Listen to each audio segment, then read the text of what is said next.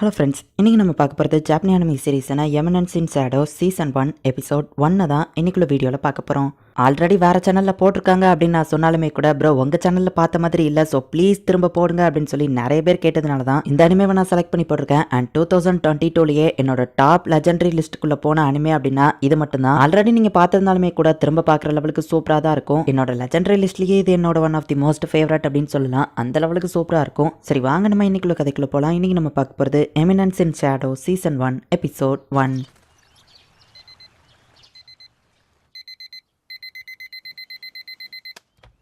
ஓ, நான் தூங்கிட்டேனா அப்படின்னு ஒரு பொண்ணு எந்திக்கிறா.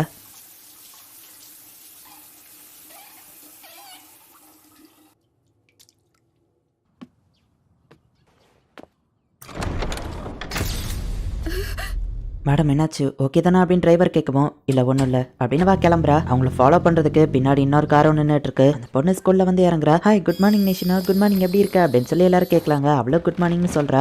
எல்லாமே எனக்கு ஸ்கூலில் நல்லபடியாக தான் போகும், இவன் ஒருத்தனை தவிர. அவன் கிரேட்ஸ் பில் ஆவரேஜ், அத்லெட்டிக்ஸும் ஆவரேஜ் தான், எனக்கு இவனை பிடிக்காது அப்படின்னு வா யோசிச்சுட்டு ஹே குட் மார்னிங் ஆகணும் அப்படின்னு வா சொல்லவும், குட் மார்னிங் நிஷிமாரா அப்படின்னு வா சொல்கிறான். இல்லை நீ தப்பா சொல்கிறேன்னு வா சொல்லவும், என்னென்னு அவன் கேட்குறான். என் பேர் அந்த நிஷிமாரா கிடையாதுன்னு வா சொல்லவும், ஓ அப்படியா சாரின்னு வா சொல்லவும், பரவாயில்ல இருக்கட்டும் என்னோட பேருன்னு வா சொல்ல வரா. வெயிட் பண்ணு, இம்பார்ட்டன்ட் கேரக்டர்ஸ் எல்லா பேரையும் நான் ஞாபகம் வச்சிருப்பேன், நீ என்பிசி அதனால தான் நான் பேரை ஞாபகம் வச்சுக்கிடல, ஒழுங்கா தூங்கலன்னு நினைக்கிறேன், அதான் கேர்லெஸ்ஸாக இருந்துட்டேன் அப்படின்னு சொல்லவும், 3 மாசமா என் பக்கத்து பெஞ்சில் உட்காந்துருக்க கேர்லெஸ்ன்னு சொல்கிறான் அப்படின்னு மனசுக்குள்ளே யோசிக்கிறா. சாரி நீஷிட்டானி நம்ம சொல்லுவோம், நீஷிட்டானி உள்ள முட்டா பையில அப்படின்னு மனசுக்குள்ளே யோசிச்சுட்டு அது நீஷினா அப்படின்னு சொல்லவும், அப்புறம் பார்க்கலாம் நிஷிமரா அப்படின்ட்டு போறான். அவளுக்கு செம கடுப்பாகுது. எப்பவும் இவன் என் மூஞ்ச பார்த்தே பேசுறது கிடையாது, இவன் என்ன கண்டுக்கிடவே மாட்டேங்கிறான் அப்படின்னு யோசிக்கிறா. உன்னோட அடுத்த ஷோல நீ நடிச்சிட்டு இருக்கியாமே, உன் ஆக்டிங்கை பார்க்க நாங்கெல்லாம் ஆர்வமா இருக்கும் அப்படின்னு நிறைய ஸ்டூடெண்ட்ஸ் வாட்ட வந்து பேசுறாங்க. எப்பவுமே நான் அந்த காக்னோவை மட்டும் அவாய்ட் பண்ண தான் ட்ரை பண்ணுவேன் அப்படின்னு சொல்லி அவள் யோசிக்கிறா. இங்கே நம்ம ஹீரோ 20,501 502 அப்படின்னு எண்ணிட்டு இருக்கான். நான் மிடில் ஸ்கூலில் படிக்கும்போது அந்த சம்பவம் நடந்தது. ஒரு ஸ்டாக்கர் என்ன ஃபாலோ பண்ணி வந்து கடத்திட்டு போயிட்டான். அந்த இன்சிடென்ட்க்கு அப்புறத்துல இருந்து நான் ஒரு ஃபேக்கான மாஸ்க் போட்டு தான் வாழ்ந்துட்டு இருக்கேன் அப்படின்னு அவள் யோசிக்கிறா. நியூக்ளியர் வெப்பனை பற்றி நம்ம ஹீரோ படிச்சுட்டு இருக்கான்.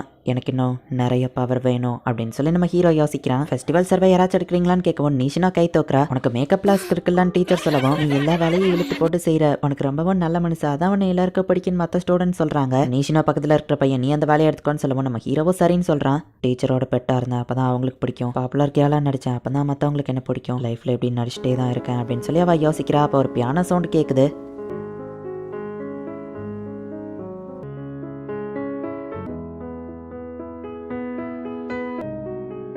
ஸ்கூல் முடிஞ்ச அவள் டிரைவருக்கு கால் பண்ணா. காரை ஆக்சிடென்ட் பண்ண மாதிரி செட்டப் பண்ணி அந்த டிரைவரை பிடிச்சி வச்சு யாரோ அடிச்சிட்டு இருக்காங்க. டிரைவர் கார் எடுக்கல, ஸோ அவள் கொஞ்ச நேரம் வெயிட் பண்ணி பார்க்குறா. சரி நடந்தே வீட்டுக்கு கிளம்பி போயிட்டு இருக்கா. ஹீரோ டாப்ல நின்று எல்லாத்தையும் பார்த்துட்டு இருக்கான். அவன் நடந்து போயிட்டு இருக்கும்போது பின்னாடி யாரோ வர மாதிரி சவுண்ட் கேட்குது. டக்குன்னு திரும்பி பார்த்தா யாரும் இல்லை. அப்பாடா அப்படின்னு திரும்பி பார்த்தா ஒரு பெரிய ஆள் நிற்கிறான். ஐயோ திரும்பவுமா அப்படின்னு அவள் பயந்து ஓட ஆரம்பிக்கிறா. அப்போ இன்னொருத்த வந்து காரில் ரோட பிளாக் பண்ணி டக்குன்னு அவளை வந்து பிடிச்சிருந்தான். மயக்க மருந்து கடிச்சிப்பா அவள் மூஞ்சில வைக்கிறாங்க. அவள் மயங்கிறதுக்கு முன்னாடி நம்ம ஹீரோ அந்த இடத்துல நிற்கான் அப்படிங்கிறத அவள் பார்த்துருக்கா. சீக்கிரம் அவரை காரில் ஏற்று அப்படின்னு சொல்லி இப்போ அவளை கடத்தி கொண்டுட்டு போறாங்க. நம்ம ஹீரோ அங்கே நின்னது அவளுக்கு சரியா ஞாபகம் இல்ல. கண்மொழிச்சு பார்த்தா அவளை கட்டி போட்டு வச்சிருக்காங்க. அப்ப அந்த கடத்தினதுல கோட் சூட் போட்ட ஒருத்தன் வந்து, நீஷினோ ஃபேமிலியை சேர்ந்து நீ முட்டாள்தனமா ரோட்ல தனியாவா நடந்து போவ அப்படின்னு கேட்கவும், காசை தான் கேட்டுக்கொள்ள, காசு வந்த உடனே அவளை அனுப்பிடலாம் அப்படின்னு சொல்லி கூட இருக்கிற இன்னொருத்தான் சொல்றான். அது சும்மா கவர் அப் ஸ்டோரி, நமக்கு காசு முக்கியம் இல்ல, பிசினஸ்ல அவங்க அப்பாவை பழி வாங்கணும் அதுதான் முக்கியம், வர வரைக்கும் இவளை என்ன வேணா பண்ணலாம் அப்படின்னு இந்த இன்னொருத்தான் சொல்லிட்டு இருக்கான். உள்ளுக்குள்ள கரத்தல்காரங்க எத்தனை பேர் இருக்காங்க அப்படிங்கறத நம்ம ஹீரோ வெளியே இருந்து பார்த்துட்டு, எப்பவும் நம்ம ஹீரோ கையில போட்டுக்கிற வெயிட்டான எக்யூப்மெண்ட்ஸ் எல்லாத்தையும் கழட்டி வைக்கிறான். பேக்குக்குள்ள ஒரு மாஸ்கையும் நம்ம ஹீரோ வச்சிருக்கான். இது உனக்கு 2வது மட்டும் இல்ல,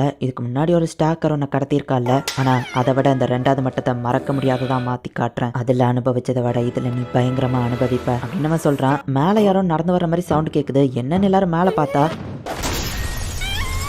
ஹீரோ ஒரு மாசான என்ட்ரி கொடுக்குறான். யார்டா நீ அப்படின்னு சொல்லி அந்த கடத்தல்காரங்க கேட்கவும், ஸ்டைலிஷ் ரஃபியன் ஸ்லேயர் அப்படின்னு நம்ம ஹீரோ சொல்லவும், அந்த கோட் ஷூட் போட்டவன் ஷூட் பண்ண கன் எடுத்தா தேவையில்லாத மூமெண்ட்ஸ்ல அவன் டைத்தை வேஸ்ட் பண்றான் அப்படின்னு நம்ம ஹீரோ அவனை அசால்ட்டா அடிச்சு போடுறான். ஸ்டைலிஷ் ரஃபியன் ஸ்லேயர், பரவாயில்ல உன்கிட்ட கொஞ்சம் ஸ்கில் இருக்கு அப்படின்னு அந்த இன்னொருத்த கன்னை கீழே போட்டுட்டு, ஆர்மியை விட்டு நான் வந்ததுல இருந்து இந்த கண்ட்ரில எல்லாமே மோசமா இருக்கு, ஸ்ட்ராங் ஆப்போனன்ட்ஸ் யாரையுமே பார்க்க முடியல, வா மோதி பாத்திரலாம் அப்படின்னு நம்ம சொல்லவும், ஒரு எக்ஸ் மிலிட்ரி மேன், நானும் என் ஸ்ட்ரென்த்தை செக் பண்ண கரெக்டா இருக்கும் அப்படின்னு நம்ம ஹீரோ போயிட்டு ஃபைட் பண்றான். ஆனா கத்திய வச்சு நம்ம ஹீரோ கையில ஒரு கீரல போட்டுருந்தான். ஆர்மியில இருந்து வெளியே வந்தப்பறம் இதை அனுபவிக்க முடியாதுன்னு நினைச்சு இப்போதான் அது கிடைச்சிருக்கு அப்படின்னு இந்த ஆர்மி மேன் ஃபைட் பண்ணா. கன்ஸ்ட்ரக்ஷன் ஒர்க்ல யூஸ் பண்ணக்கூடிய ஒரு டூல்ஸான க்ரோபாரை வச்சு நம்ம ஹீரோ ஃபைட் பண்றான். இந்த க்ரோபார் ரொம்பவே ஸ்ட்ராங்கா இருக்கும். ஈவன் வெளியே நான் எடுத்துட்டு வரும்போது ஏதாச்சும் கேள்வி கேட்டா கூட ஈஸியா சமாளிச்சிடலாம் அப்படின்னு நம்ம ஹீரோ இப்போ அவன் கத்திய கீழே போட வச்சு வேற லெவல்ல ஃபைட் பண்ணிட்டு இருக்கான். என்னதான் நீ சூப்பரா ஃபைட் பண்ணாலும் நீ சைஸ்ல சின்னவன், நான் ஒரு அடி அடிச்சா கூட நீ தாங்க மாட்டேன், ஆனா நீ ஒரு அடியை மூஞ்சில அடிச்சா நான் தாங்கிக்கிடுவேன், எனக்கு தான் இதுல அட்வான்டேஜ் அப்படின்னு இந்த ஆர்மி மேன் சொல்லவும், பின்னா நான் இதுக்கப்புறம் சீரியஸா ஃபைட் பண்ணணும்னு நினைக்கிறேன் அப்படின்னு இந்த க்ரோபாரை நம்ம ஹீரோ தூக்கி போட்டு அதோட சைடை மாத்தி பிடிக்கிறான். அந்த மிலிட்டரி இன்க்ரிமெண்ட் கையிலேயே ஒரு அடி. இதை பிளாக் பட்டன் வெப்பன் மாதிரி யூஸ் பண்றதை விட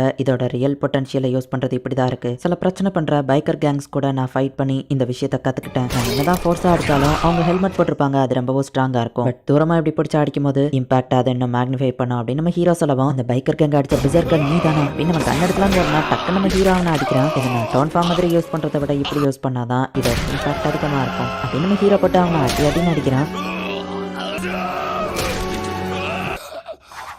அந்த 2 பேருக்குமே இன்னும் லைட்டா உயிர் கிடக்கு. அடுத்ததான் அவன் நீஷினா பக்கமா வந்து கீழே கிடக்கிற கத்தி எடுக்குவோம். அவ ரொம்பவே பயப்படுறா.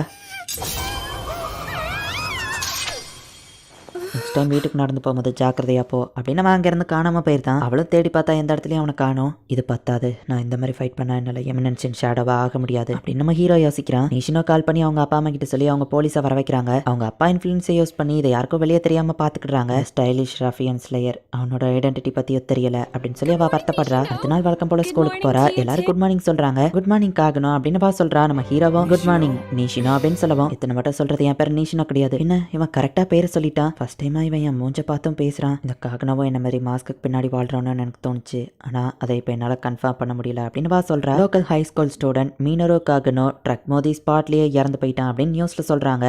இந்த இடத்துலயே இந்த எபிசோடு இன்னும் முடியல.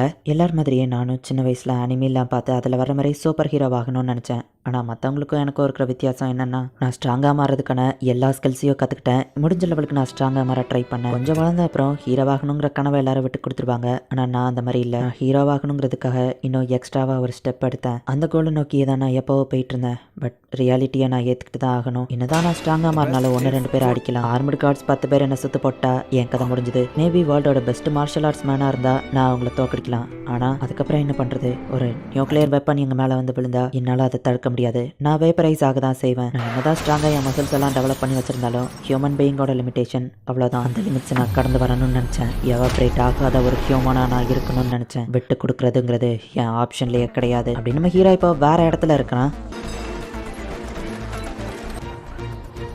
அவங்கள நம்ம சுத்த போட்டாச்சு மயிலாட, அவங்களால தப்பிக்க முடியாது. நீங்கள் ப்ரெடிக்ட் பண்ண மாதிரியே தான் எல்லாம் இருக்குது. இந்த மாதிரி நம்ம ஒரு ஹண்டிங்கை பண்ணி ரொம்ப நாள் ஆச்சுல்ல அப்படின்னு சொல்லி அங்கே இருக்கிற நிறைய கேர்ள்ஸ் ஒவ்வொன்று சொல்கிறாங்க. எனக்கு ஒரு புது லைஃப், அதுவும் ஒரு புது வேர்ல்டில் கிடச்சிருக்கு. அண்ட் இந்த இடத்துல மேஜிக் இருக்குது. நம்ம எல்லாருக்கும் இருக்கிற ஒரே ஒரு கோல் ஒன்று தான். அதை நம்ம ரீச் பண்ணுறதுக்காக என்ன வேணா பண்ணுவோம், வாங்க போகலாம் அப்படின்னு நம்ம ஹீரோ ஜம்ப் பண்ணுறான். இந்த டைம் நான் என் கோலை ரீச் பண்ணிடுவேன். நான் ஹீரோவாக இருக்க போகிறதும் இல்லை, ஃபைனல் பாஸாக இருக்க போகிறதும் இல்லை, யாருன்னே தெரியாத ஷேடோவில் இருந்து ஒர்க் பண்ணுற எமினன்ஸின் ஷேடோவாக இருக்க போகிறேன் அப்படின்னு நம்ம ஹீரோ சொல்கிறான். இந்த இடத்துல இந்த எபிசோட் முடியுது.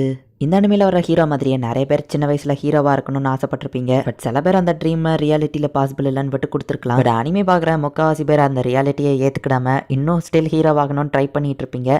அந்த லிஸ்ட்ல நானுமே ஒருத்தன் தான். ஸோ அதனாலேயே எனக்கு இந்த ஸ்டோரி ரொம்பவே பிடிச்சிருந்தது. கண்டிப்பாக உங்களுக்கும் பிடிக்கும்னு நினைக்கிறேன்.